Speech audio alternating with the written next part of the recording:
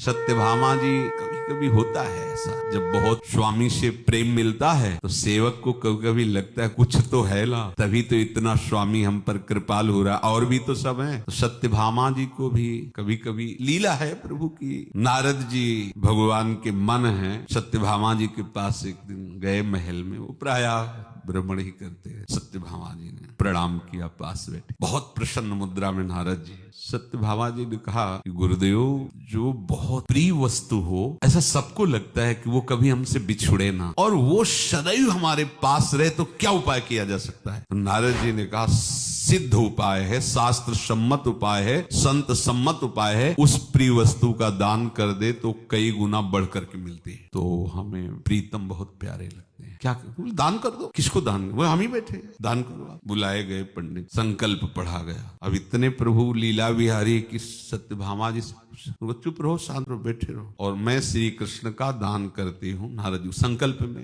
नारद जी ने कहा पकड़ो, बीणा पकड़ो। बोले क्यों? बोले दान कर दिया सत्यभामा ने, हमारे साथ चलो, जहां जहां हम चले वहां चलो हमारे साथ। सत्यभामा जी नारद जी के चरणों में लिपट गई। आप कहते थे कि प्रिय वस्तु का दान कर दो तो वो कभी बिछुड़ेगी नहीं और कई गुना बढ़ के मिलेगी, तो आप तो अभी लिए जा रहे हो, हम तो इनका एक पल भी वियोग नहीं सह सकती। तो उनका एक उपाय है, जो दान दिया है उसके बराबर कुछ दे दो तो हम इनको वापस कर देंगे। स्वर्ण आभूषण रत्न हीरा जवाहरात चलेगा ना? जी कहा हाँ चलेगा। इसी बात का गुमान हटाना था। प्रभु से कहा बैठो। प्रभु कुछ नहीं बोल रहे हो, क्योंकि प्रभु के ही मन नारद जी है। अब द्वारिका में ये बात फैल गई, सत्यभामा जी ने दान कर दिया संकल्प युक्त नारद जी को। अब नारद जी ने एक उपाय बताया कि बदले में आप स्वर्णाभूषण। रुक्मिणी जी आए और सत्यभामा जी की तरफ कि ये तुम्हें क्या सुहाई दिया, ये तुम क्या सोच रहे हो श्री कृष्ण को? इनके बराबर कुछ खड़ी है उदास के, कैसे इसको समझे? कुछ भी बोलेंगे तो गुमान में शायद ये न समझ पाए। बड़ा तराजू लगाया गया, एक तरफ प्रभु को विराजमान, प्रभु नारद जी की तरफ देख के मुस्कुराए। नारद जी ने कहा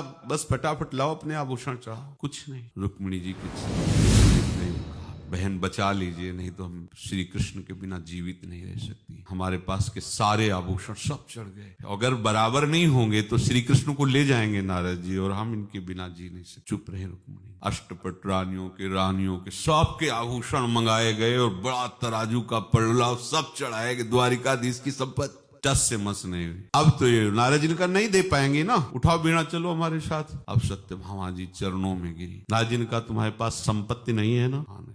मेरी सामर्थ्य नहीं कि मैं श्री कृष्ण को किसी भी तरह से अब ले पाऊं, मेरे पास कुछ नहीं रह गया। बोले हाँ तो मेरे पास लिखा नाम तुलसी जी में, तुलसी के पत्ते में, तो ऐसा बटाओ अपना हीरा जवाहरात रत्न है, और कृष्ण नाम लिख के कहा इसको रख दो एक पलड़े में। जो ही रखा तो नाम का पड़ला ऐसा प्रभु ऐसा।